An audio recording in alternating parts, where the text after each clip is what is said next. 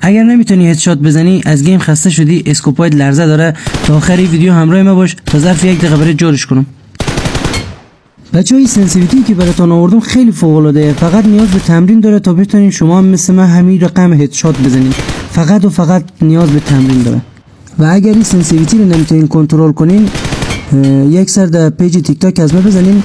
چند تا سنسیتیویتی دیگه هم براتون گذاشتم، مخصوص اسکوپ 4 3 همه رو براتون گذاشتم، اونا رو نگاه کنین. و اگر که چیز دیگه هم لازم داشتین از داخل گیم سر در نمی آوردین، داخل کامنت ها حتما بنویسین تا ما براتون جورشان کنم تا بتونین از گیمتون حداقل لذت ببرین.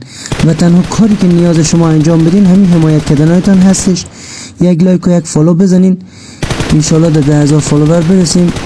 باز سورپرایز های دیگه ای داریم براتون.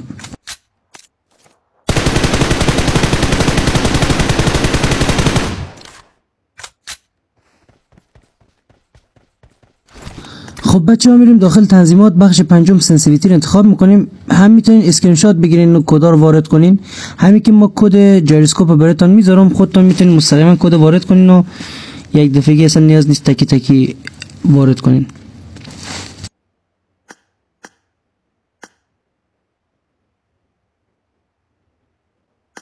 خب وطندارا، این هم بود از ویدیو امروز. تا ویدیوی بعدی، خدا یار و نگهدارتان. لایک یادتان نره دیگه. مقصد